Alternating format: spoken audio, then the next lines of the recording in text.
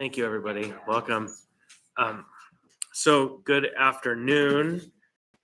Today is Thursday, March 6th. It's 1:01 p.m. We're on the record till 2 o'clock, I believe. And we're here to have another work session on AO 2024-114, but this time it's 114S, an ordinance adopting the Girdwood Comprehensive Plan to update the Girdwood Area Plan and amending Anchorage Municipal Code Title 21, Land Use Planning, Section 21.01.080B1, Table 21.01-1, Comprehensive Plan Elements. The purpose of the work session today is to review in detail a couple of amendments that we have had presented to us that went through the planning and zoning process and come from the planning department. And then some conversation about what we're going to be moving towards in our next meeting when it comes before us. But ultimately, for the most part, the purpose of the discussion today is to kind of work through the amendments. With that, we'll start with introductions as we usually do. Mark Littlefield. Anna Brawley. Zach Johnson. Christopher Constant on the phone. Mr. Rivera. Present. Thank you, Mr. Myers. Yes, thank you, Chair. Thank you. And Mr. Presverdia. Yes, Chair, I'm here. Thank you. Is there anyone else on the phone from the assembly? I don't hear anyone. We'll go ahead and have introductions from the administration and folks from Girdwood. Hi, I'm Elizabeth Appleby, current planning division manager. Tiffany Briggs, real estate director. Brian Yell, Heritage Land Bank. Holly Spoth Torres, Huddle AK consultant. And Graham Downey, special assistant to the mayor. And I want to take a moment just to say I'm really glad to see you here, Ryan, in your role, your new role. You've been here a long time, and it's been challenging times for the last 4 years, and I'm glad you're still here with us. Thank you, Mr. Chair. So with that, I'm going to turn it over now to Mr. Johnson from South Anchorage to kind of give his preamble to the conversation. And for the most part, he'll be kind of running the show. I'll be managing the queue and making sure we stay on track. Mr. Johnson.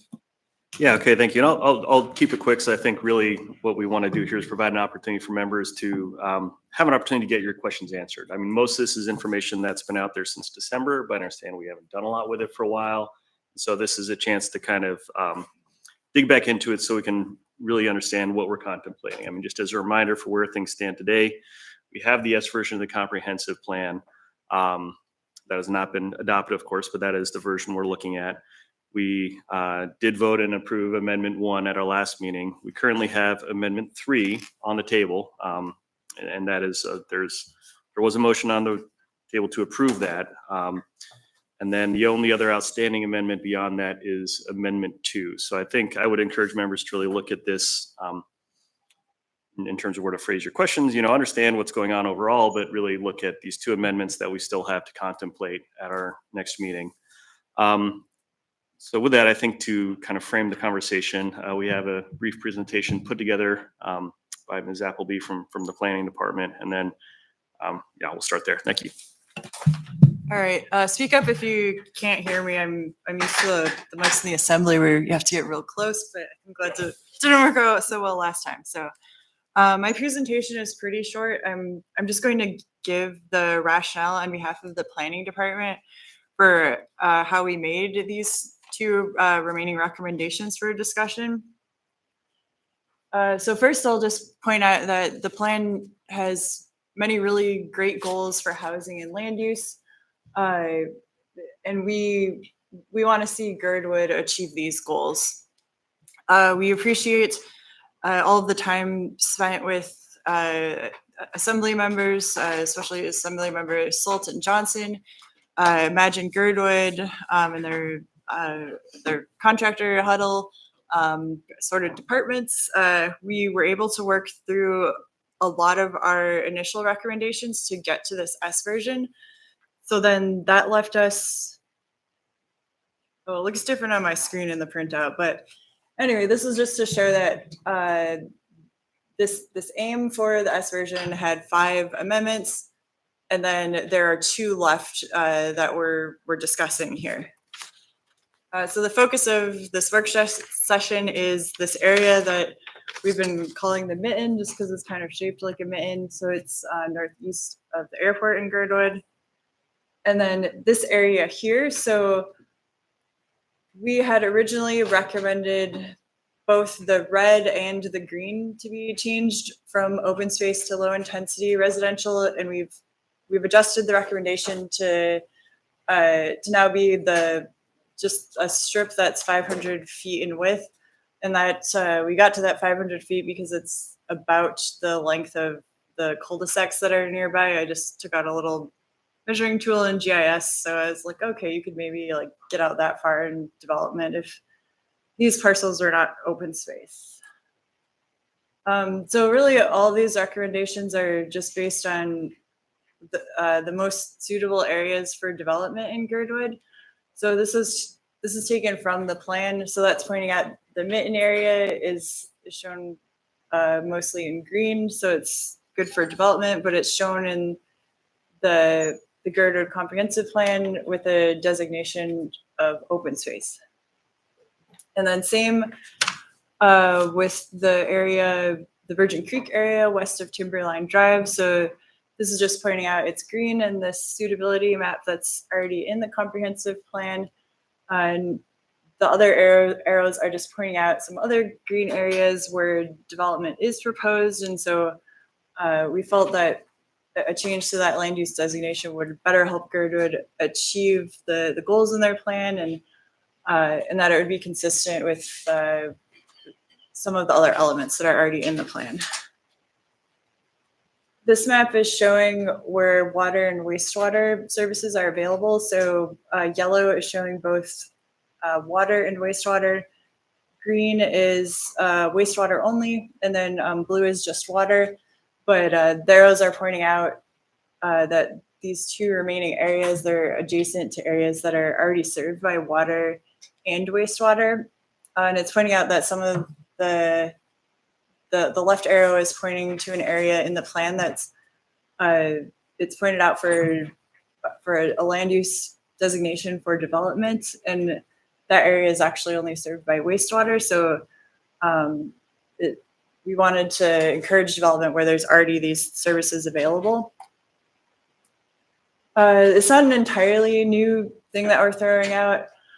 So in an original, or I shouldn't say original, in an earlier draft of the plan, these areas did not have a land use designation of open space. So it's not an entirely new idea we're throwing out here. And this one has more text, but it's just, it's kind of making the same point that we want to plan for higher intensity development where there's already services. So water, sewer, roads. We felt that it was just contradictory to some of the goals in the plans to not consider these areas for something other than open space. And then it's pointing out here the mitten area, northeast. There is a land use, the land use designation in the existing 1995 Girdwood land use plan. That's been in place for a few decades, and it's been designated for development. So this would be like a bigger change in what a developer might have expected looking at this plan over the years. And that area does have a land use not a land use designation, a zoning that would permit development. So again, the land use designation is the future vision of the community for an area of property, and then the zoning is what uses are permitted, what laws currently govern it. So it's what you can do now. There was a quick question on that slide, Mr. Bloom. Thank you. Well, yeah, it's kind of a question. I guess I think this is interesting because we've talked a lot about in the Anchorage Bowl and the 2040 land use plan, those implementations of transit supportive corridors. And a lot of the rationale that we've heard is put more density where there is the infrastructure and the utilities to support it and the transit to support it. So I guess I'm kind of like looking at this map and thinking of like, if there was a transit supportive corridor analog in Girdwood, where would that be? And I think it would be kind of that on the right hand, that channel where there are already the utilities that you're describing.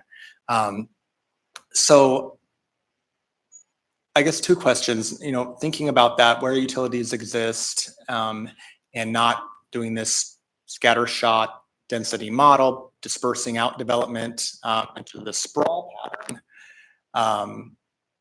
Best planning practice. What's your take on that? And then I guess the second question is, in the plan, are we going to essentially, is it the position of the department that that area, which is now slated to be low intensity, should be more of that moderate intensity? I guess I just kind of want to get at that a little bit. Yeah, through the chair to Member Volland. So yes, it's general good planning practices to encourage development where you already have services and infrastructure available.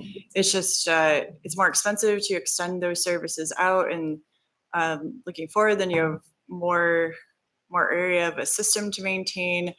Makes it harder to walk places and to get density to support a walkable place. So yes, that's correct that it's good planning practice to locate where you already have services. So I'm gonna stop you there and just say, I didn't realize the question would be so in-depth. I think in fairness to all the presenters, I'm gonna call back and say, let's go through all the presentations, maybe 5 to 7 minutes. I don't know how many folks intend to speak, but each 5 to 7, there's time that you can get us briefed, and then we'll have these more substantive questions, because I could imagine we only get through 1 or 2 people before our time is up if we don't hear the full. Yeah, and Chair Constant, this is the only PowerPoint slide, but maybe it would be better to still wait until the end. Yeah, I know there's all these presentations, and I don't want to lose out on hearing people in a comfortable timeline. Okay. Than having a bunch of questions and answers. So we may come back to this. I also have questions on some of these slides, but I think it's better to get through everybody's points and then let's have a ranging conversation. All right, thank you. Okay. So this one, both of those areas are HLB properties, so that's why I felt it important to have some HLB folks in case there's more detailed questions on the HLB work plan. And sorry, in the projection, it looks like it got cut off because it's printed normally and it looks like a normal view on my end. But basically, this slide is just trying to show that there is text in the HLB work plan for the Mitten area for both disposal and trail development. There are no specific development plans or information for the Virgin Creek west of Timberline Drive area. And HLB, they're working on incorporating amendments, and they'll be submitting the plan to the Assembly for their consideration in April of 2025. Then this slide, I just wanted to point out where these two areas are or might be reviewed by different boards and commissions.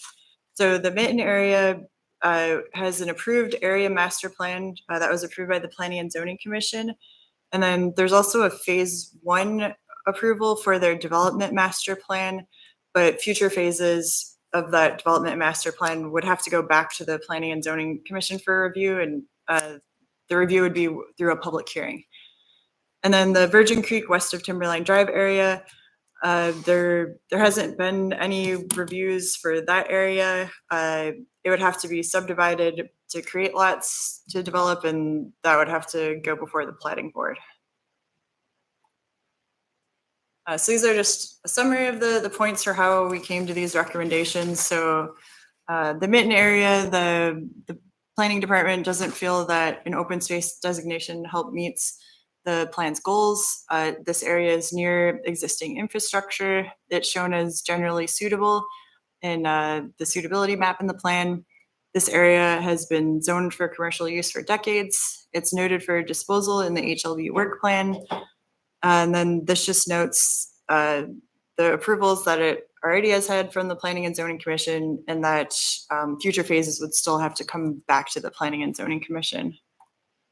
And then in summary, for the Virgin Creek west of Timberline Drive area, Again, the department felt that an open space land use designation would not help meet the plan's goals.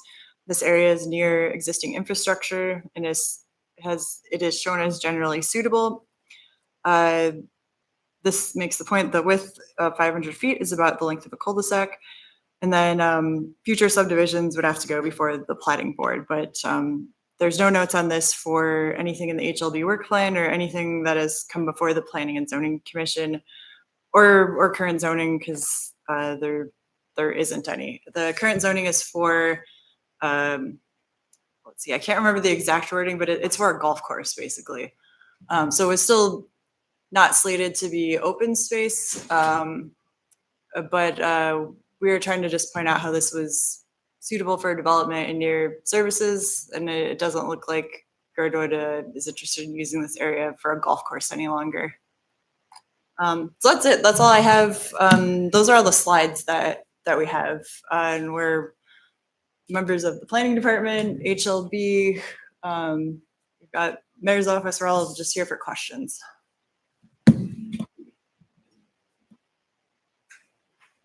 Yeah, I would ask now that if the folks from Imagine Girdwood who drew up the original version of the comprehensive plan, as well as the version we're looking at, the S, if you guys want to briefly talk about how we got here. Okay, thank you. Mike Edgington, Girdwood. I'm chair of Imagine Girdwood, the non-profit which I guess helped fund and direct the project. I'm also co-chair of Girdwood Board of Supervisors, and I'm speaking on behalf of Imagine Girdwood. We did not prepare a presentation. We feel we've done several presentations. We've given our positive vision, but we would like to respond to some of the points made earlier. First of all, the position of Imagine Girdwood is not to support either of the amendments which are in front of you, which were discussed earlier. In the case of the 500-foot strip of low-intensity development in the Virgin Creek area, I think if that had come forward a few months earlier, there would have been a more robust discussion in our community. I think it came very much at the end of the process. The Girdwood community went through a very robust discussion of making various amendments to the proposal last year, in fact, basically a year ago, and we submitted it last May. So I think the community has sort of understands what the proposal is, and this would be a significant enough change to, I think, require us to, we feel we would have to go through a more robust community discussion, and we've had the opportunity to. So our position is not to support that amendment. I can see where it's coming from personally, but it's not something we as a body or we as an entity support. I'd like to say one quick thing about, well, two things really. One is about density or the equivalent of density. We are proposing a change in the way that residential land use is regulated, and instead of really being use-based, be form-based. And what this means is that density becomes a lot more flexible. It's what the future land use code would do is basically regulate the interaction between construction and development in residential parcels and the immediate environment. So this would be areas like permeable surface, potentially height. It does not actually limit what sits inside those structures. So we wouldn't have rules saying you can only have single family homes or two or even four. What it would allow is the structures to be delineated in size, but what's inside them could be anything. So density could be much, in fact, just by replacing existing land use code with the proposed form-based, it would result in a much wider range of density in existing areas. So it's not that it would stay as it is, it would become much larger. Okay, so I'll just jump to the mitten. So there are basically, again, our position is, position of Imagine Girdwood is not to support the change from open space. There are four primary reasons I'm hearing in the community.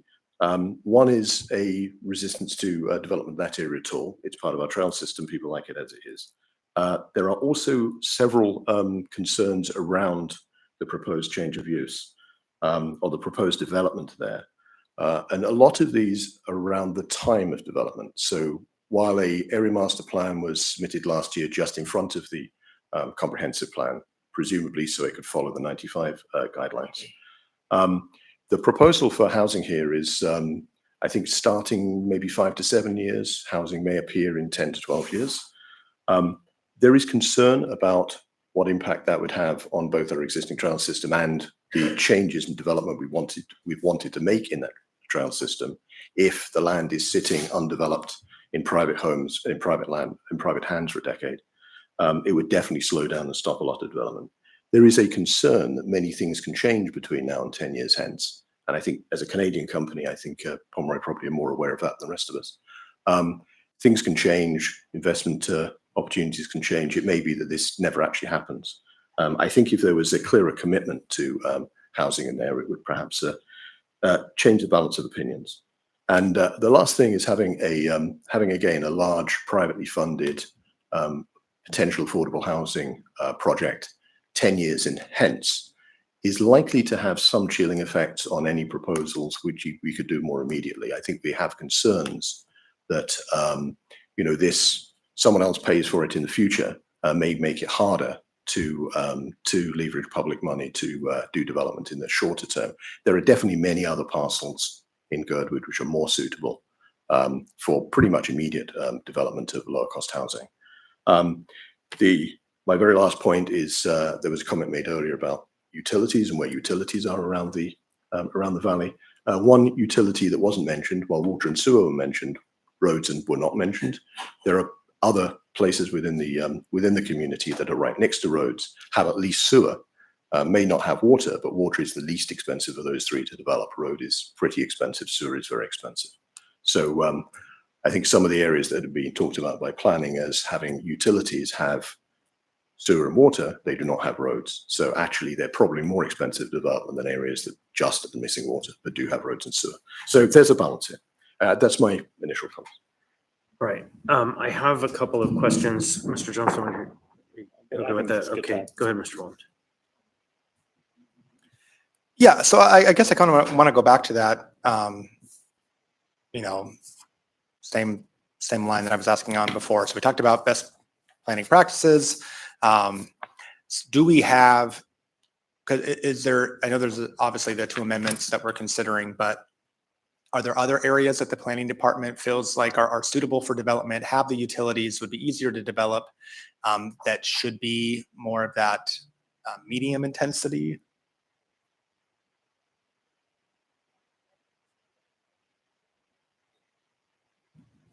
Through the chair, Commissioner Mullen, I can respond to that.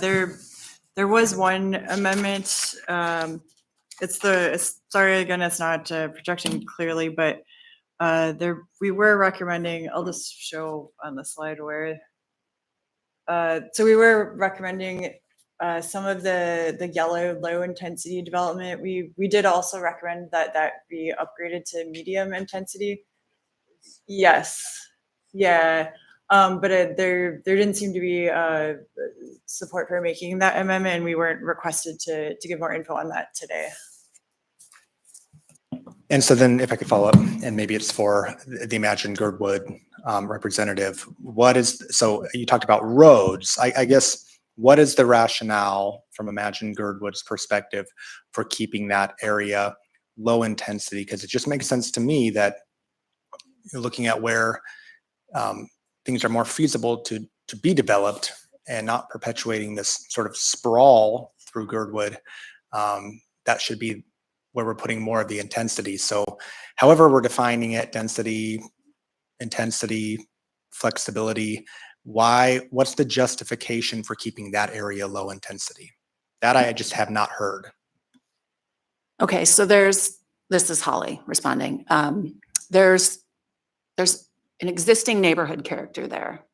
And so the low intensity model is not intended to limit the amount of units. Keep in mind, one of the policies was utilize existing housing stock more efficiently. So the low intensity designation limits the amount of impact on those sites, on those parcels. So if there's a single family home, it could be redeveloped somehow to have, maybe it's a duplex, maybe it's a triplex. But the intent of low intensity is attempting to preserve the neighborhood character that exists now.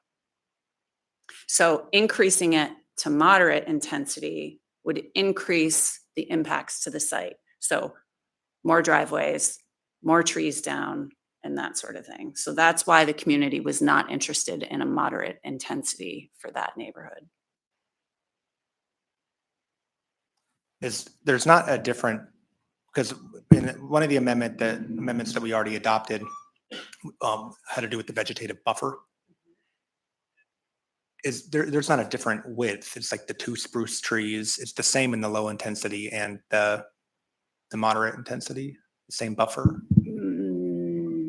The buffer is a different animal, I believe. What do you mean about the trees down? Or can you unpack that neighborhood Okay, so character? low intensity, think of a site. Low intensity means the impact to the site. Moderate intensity means a moderate impact to the site.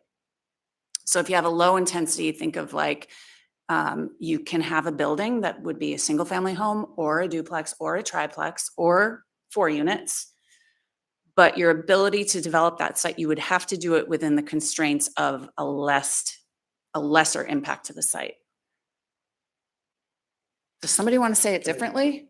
Okay. Maybe define impact, because I'm not quite getting there yet. I'll try and give a specific example. So as Holly said, low intensity doesn't mean limiting to single family homes. It can be a variety of homes. The impact, what impact means in this case is what's the impact in the immediate environment. So good example, drainage. Girdwood has about 3.5 times the annual rainfall of Anchorage Bowl. Obviously some years that's in snow. But we have a lot of issues with drainage. That existing neighborhood already has a drainage system in. It's a surface drainage system in. That works for the kind of coverage we have in that area now. If you went to moderate intensity, one of the intentions there is to allow larger structures covering more material, more impermeable surfaces, and therefore more of a drainage management problem. That drainage management is better handled in an area that doesn't have development, where you can put in the system from day one, than an area that already has an existing surface drainage system. So these are the sort of ideas that sit behind it. It's really the impact on the immediate environment. Trees are part of that in terms of, what vegetation can do for slowing down drainage and absorption, but it's the physical characteristics like drainage. So that's just a very specific example.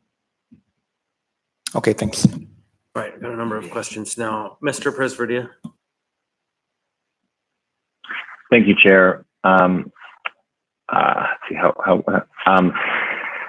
the first question I guess I have is, if these designations are to change and allow housing to be developed, what from here forward, what other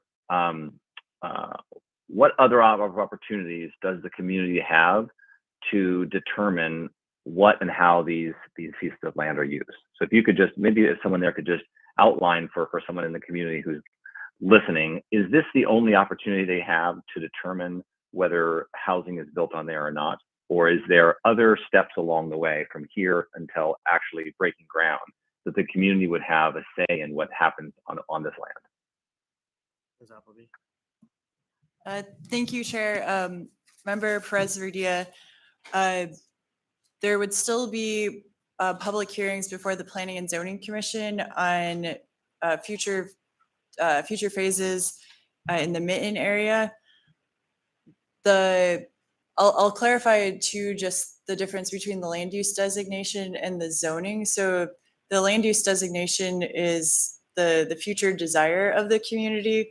What is actually allowed in those areas would be determined by the zoning. So unless the zoning would have to change to permit development in the Virgin Creek area still. So if the comprehensive plan showed it as something as low intensity development, then there could be a rezone to be consistent with the comprehensive plan. The Mitten area is already zoned for development, so unless a rezone went through to rezone the Mitten, it would still permit development, even if the land use designation was changed to open space. And if I could add, Thanks. Yeah. If I could add, Yeah. member, it is also the case for the mitten that the HLB disposal is not complete. And so there will be additional assembly approval and public process before the mitten parcel is developed. That was Graham Downing from the mayor's office. I see. Okay, thanks. Thanks. And so my second question is specifically about the 500 feet. I'm still not 100% clear why the objection. And I think I heard that it's just lack of public process. Is there anything specific that the community has shared about why that should not change in terms of its designation, or is it just not enough information has been shared so far? This is Holly. What I think the summary of what we've heard is that it's valued open space for the community that's currently being used that way.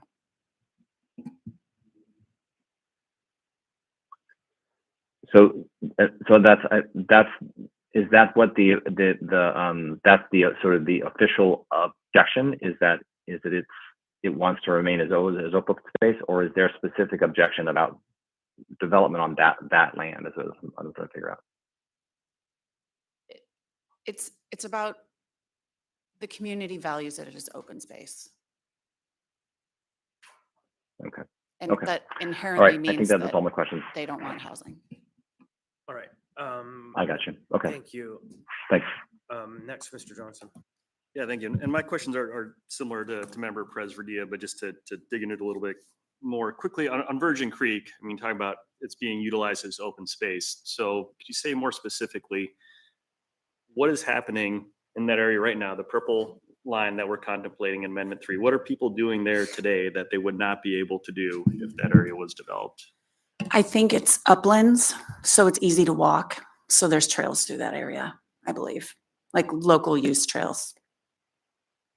Okay. Any sense on like, I mean, are we talking about just one or two people in the neighborhood, or are these social trails, or are they contemplated in the trails plan? There, you'll see the lines on the map that are actually official in the trails plan. There are likely social trails in the rest of the area because it's uplands and easy to walk through. Okay, thank you.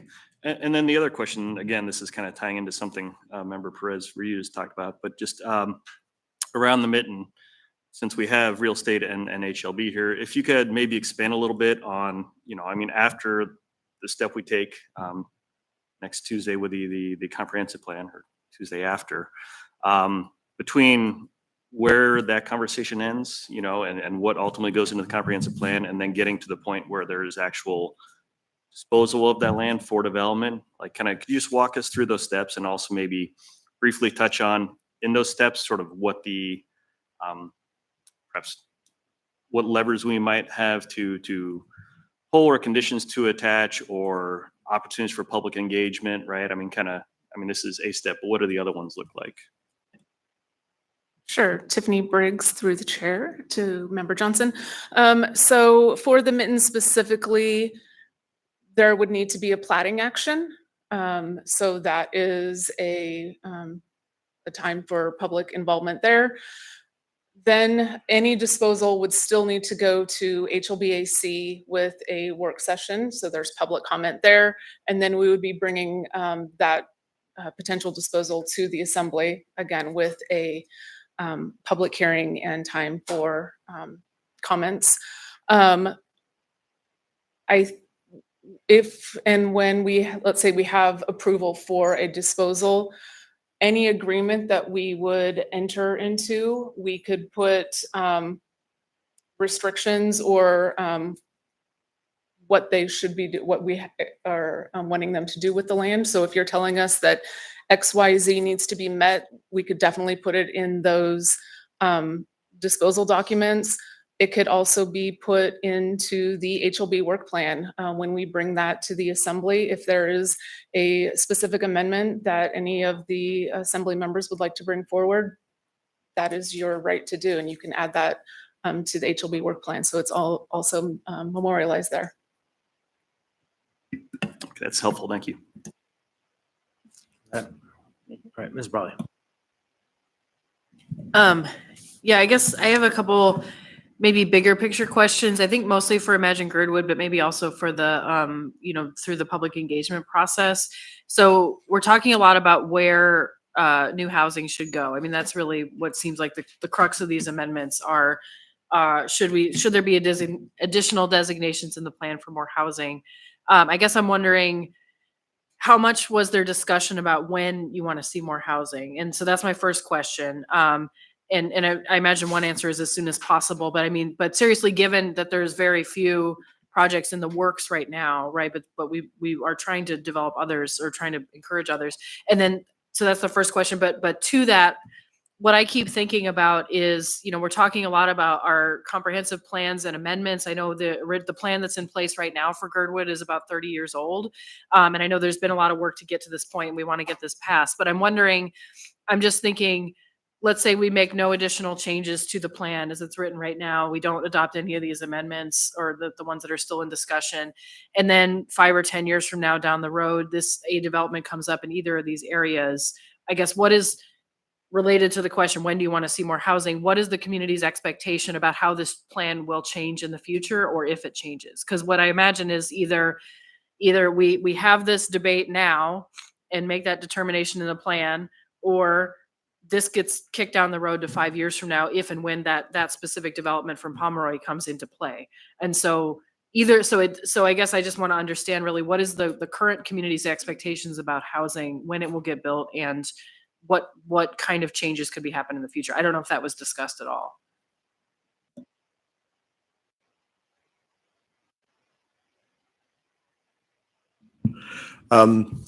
Well, we haven't updated the plan for 30 years. There have been a number of attempts to do that, and the one that's almost successful, hopefully as of the 18th, has taken us about 7 years. So I don't think there's a lot of appetite to do the same thing again at that level.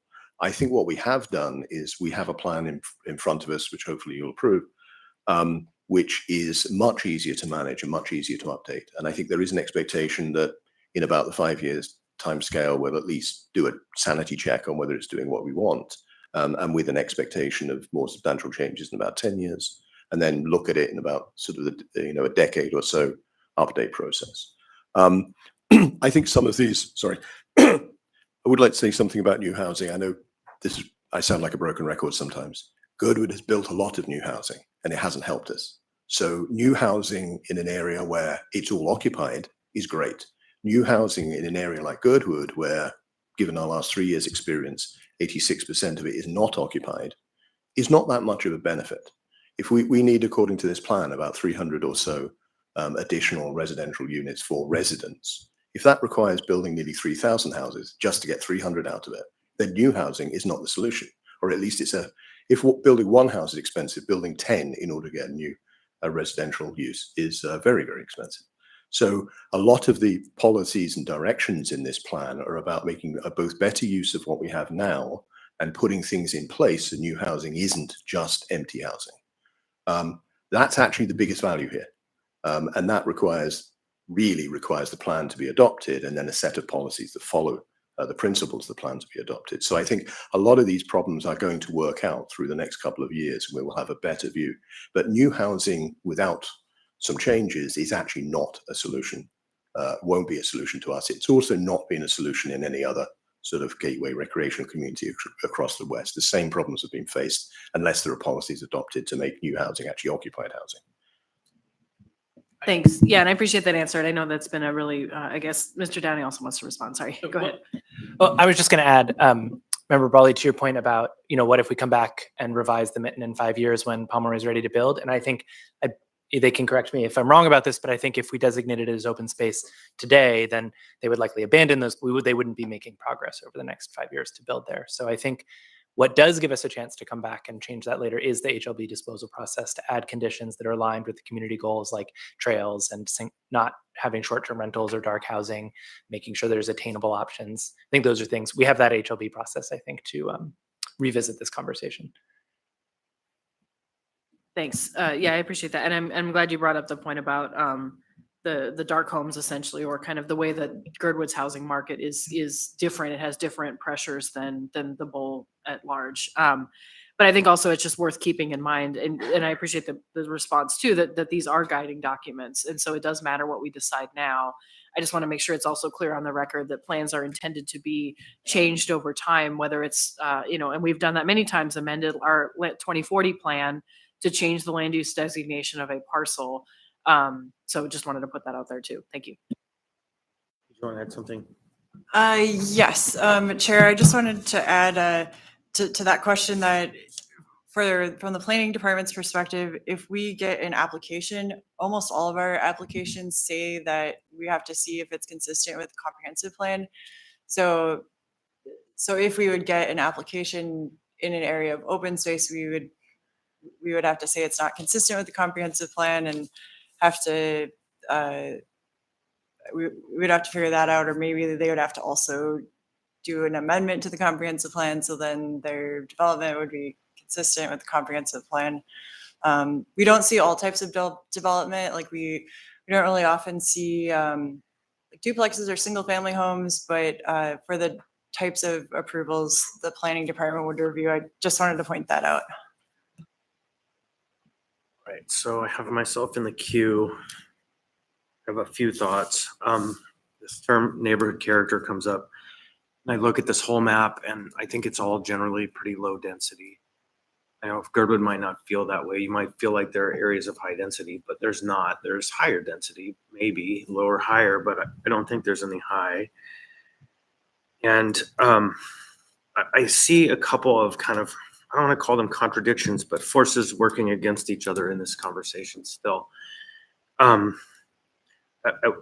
Once we hear, we're concerned that the corporation, this private entity, might take a long time to build housing, and that's a problem because we need housing. But then we hear at the same time, the housing policies that exist today promote only 10% of the housing units being used for residents. We need time to develop the policies to protect against that. And so it seems like those two currents are crossing each other. And I think more time allows for, within reason, allows for the opportunity to do policy changes that fix some of those other issues. And so I don't see those things as inconsistent. Then I don't know what you call this section here. I'm going to give it a fun name, the fountain pen, since we're calling mittens. That is this area where we're seeing what looks to be a goal to increase density there. But that's the area where we've heard that the infrastructure is not ideal and it makes it more expensive. And I've been meditating a lot on the conversation of possible versus feasible. All things are possible with enough engineering money and time and will, but not all things are feasible with the engineering money and time that you have. And it feels like all of the proposals within the plan, this conversation, let me step back one step, this conversation about lesser impacts to the site, this new concept of density, this low impact, medium impact. It seems like what we're doing even in those areas is potentially setting up restrictions that might be softer than in other places, but restrictions nonetheless, or design constraints that actually move that land from feasible to possible instead of probable not, because of all of those constraints. And so I still haven't seen it. Maybe it's in there, this clear definition of this new concept of density versus impact. But I think we need some more education on that conversation, because it feels like the same trap of the fountain pen, that we could say that's where we want all the high density development or higher density development, but it can't actually be built there by anyone other than a public entity with all the monies, right? And we don't have those monies. And so I am feeling like we're still seeing a plan, unless we do authorize some progress in areas where it's more feasible than less feasible, that is functionally a plan that will protect neighborhood character at the cost of a future growth in the community. So that's my fear. If we don't take action, on these amendments, although I do understand that maybe one amendment is more feasible than the other. There's time for these conversations in the function of actually getting to construction. But I really am struggling to see how we get to development if we put certain restrictions on these lands. I don't know if someone could fill me in on how those restrictions would play. All agreements. I just want to get the queue. Okay, I don't know who wants to take. I can try. Okay, I think, the word that the plan uses is intensity, which as I understand it is primarily about permeable surfaces. So like how, and as Mr. Edgington has said, sort of moving towards that more form-based code, which we have aspects of also in the other parts of the Anchorage Bowl, but this is a little bit of an experiment. Is intensity, low intensity, going to allow higher density of people? I think is a hypothesis of the plan that in the sort of lighter yellow area on the right side of the map where it's saying low intensity, you still could allow single family homes to become duplexes or triplexes or quadplexes. So I think there's a hypothesis of the plan that in the low intensity areas, we will be able to add more units of housing. I think that's an experiment that seems to me worth trying. And the reason why I think the planning department has suggested that we need to also open up some other areas, particularly the Mitten, where we have firm plans for development, is because intensity and density are not entirely unconnected, right? Like the size of the building does influence how many people can live in there. And some of the higher intensity areas, like the constant fountain pen, is more speculative, longer term, requires potentially public funding or infrastructure in those pieces. So I think that's where we're sort of trying to find this balance, this compromise.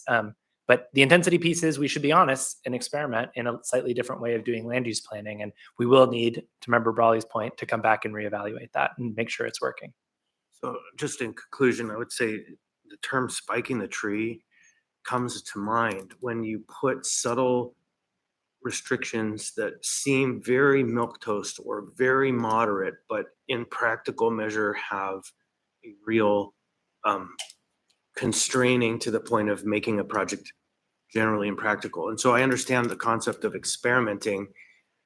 I wonder if one wants to use that much land to conduct such an experiment to see what can actually be achieved, because ultimately these experiments have to be funded by private interests who want to make things happen. Anyhow, so I definitely hold some concern there. And one last smaller technical question for the department. If the assembly were moving towards approving any other of these amendments, is there precedent in the historic planning process for these comprehensive neighborhood specific or community specific comprehensive plans to identify that the larger community, the assembly, if you will, as the body that adopts this plan, adopted a different plan than specifically the community advocates wanted? Is there some history of putting in these plans that there was a minority opinion or local opinion that differed from the final adopted version, so that you don't just get a package that looks like it was kumbaya, everybody agrees?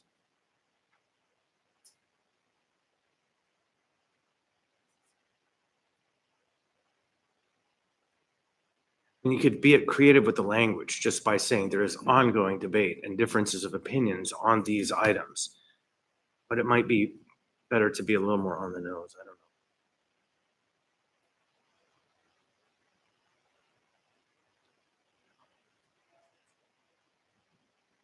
know. More in the plan. I think it's an excellent question, Chair. And if there's not a clear answer from the planning department right now, then we will follow up and get back to Fair you. enough. All I have to answer now is the plans are supposed to be made in the interest of the community with their input, but in the best interest of the community. We can't.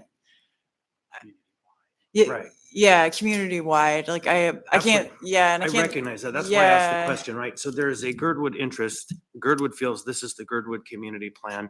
It is in fact the municipality's Girdwood plan. I recognize that. So the question is, and an answer later would be fine, is there precedent or reason that would accept putting in a local kind of argument about these amendments and their effects in the plan that just says there is ongoing difference of opinion? Or I don't know.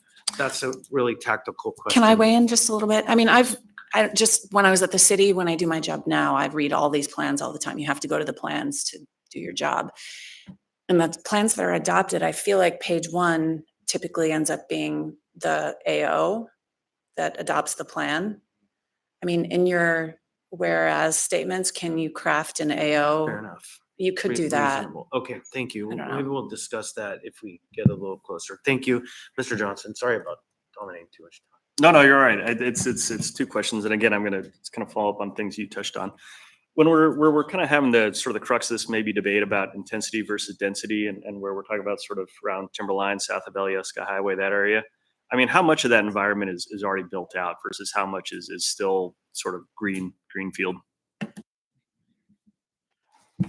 I don't have the exact numbers with me, but if you'd asked me that question 4 years ago, I'd have probably said about there's maybe 15% vacant lots. I would say it's significantly lower now. We've had a very large amount of building in that general area, so there are few opportunities to work on a completely empty lot. A lot of the current development is to remove older housing, often still long-term rental housing, and replace it with large empty housing. That's a lot of what's happening today. Yeah, so there isn't much opportunity to build in that area. Yeah, thank you. I find that helpful. Let me also ask you too, because we were talking about the fountain pen, and I like that name. Could you guys from Imagine Girl maybe expand a little bit why you chose that area and why you think that is well suited for your medium intensity section? Just to check, when you say fountain pen, does that mean the area to the west, the northwest of Alyeska Highway? Yeah, I'd characterize that, I think, probably through the chairs or Member Constance discussion of needing public money. Perhaps it's more of a grasping forearm with a hand. But that's one of the areas where the land is relatively flat. There is infrastructure there in terms of sewer. There is road access. There is has been a long-term intent of putting a road parallel through that neighborhood. So it's suitable in many ways environmentally for larger developments. However, that's probably not, and it's in the existing plan as an area for longer term housing. However, I would actually draw attention to the area on the other side of the road, of the same color, which is on the eastern side, the southeast of Alyeska Highway, as an area that's probably more feasible for short term development. That's also an area that has, further down. Just north of the blue section. That's it, that area, yeah. That's actually, that's about 20 acres, which, again, at fairly high density could make a decent impact on our short-term housing needs. But also South Townsite too, right? Yes.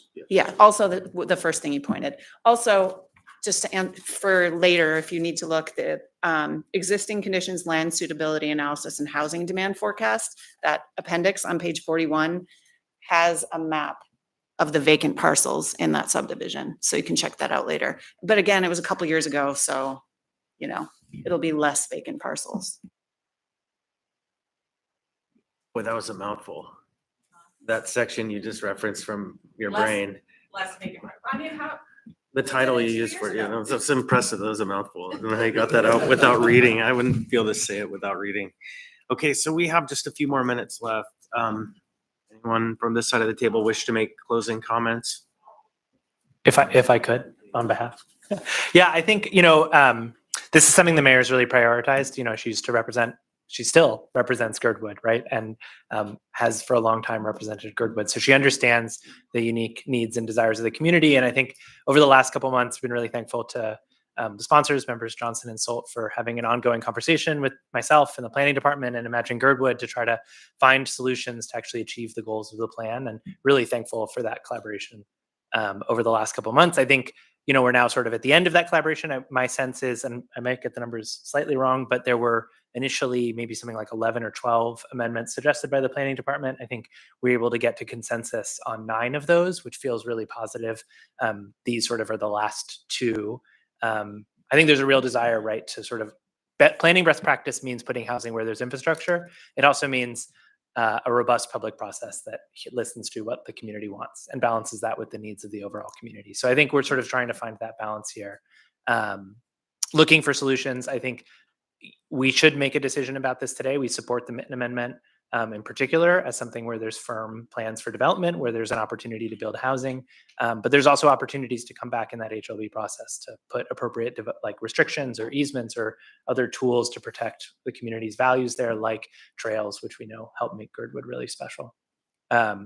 Also, even actually, my sense, and Holly can correct me on this, is that the plan assumed that the Girdwood airport was off limits, that there was no possible conversation with DOT about using, there are, my sense is, existing trails on the airport property.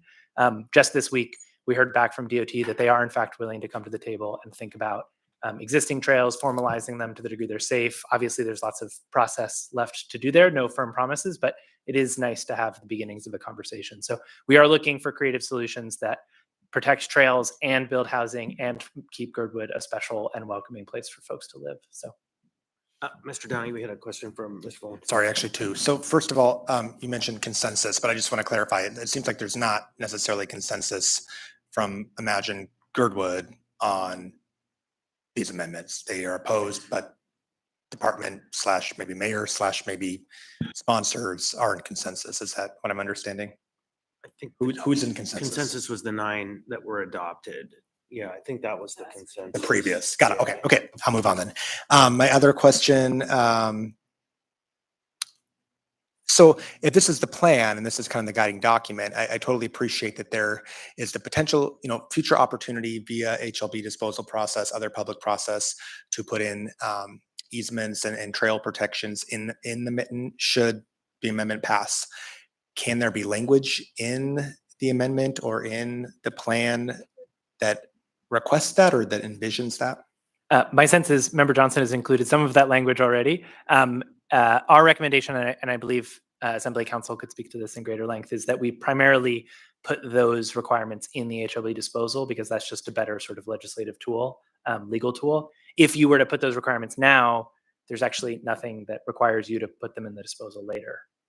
So the more effective, more efficient tool would be to do it in the HLB disposal. But we've talked about sort of memorializing some of those commitments potentially in an IIM or in whereas clauses that we might I think that's actually a very sensible conclusion to draw from what Holly previously said, is if we want to add any of those intent pieces, the whereas language is the place to do it, because that will give the forward bodies an opportunity to see that, but without it being directive to them. So I think that's reasonable.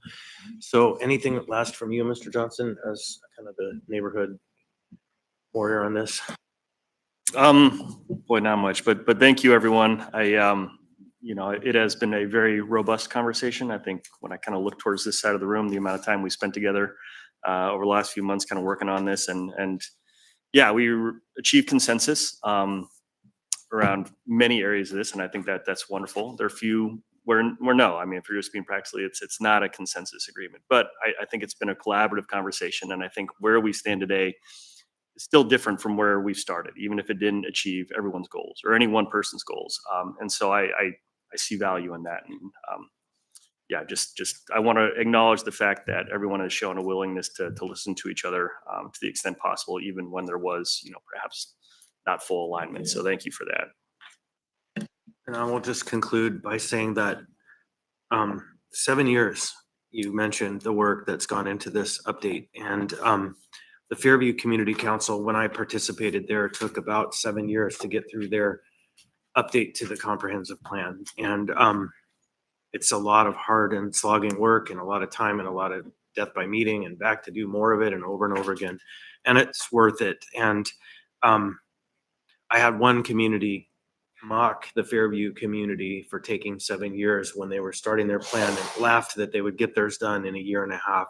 8 years later, they're still working on theirs. And so I want to offer congratulations, at least getting to this point. We'll finish this conversation on the 18th. This item AO 2024-114S is before the Assembly on the 18th. I believe the public hearing has been closed, so we'll just move right into deliberations. That agenda is packed. So be prepared to go till midnight and maybe another meeting if we need to. But this item will come up earlier in the meeting, I think, because of the place on the agenda that it falls. With that, there's nothing further. We'll go ahead and adjourn this work session. Thank you, everybody.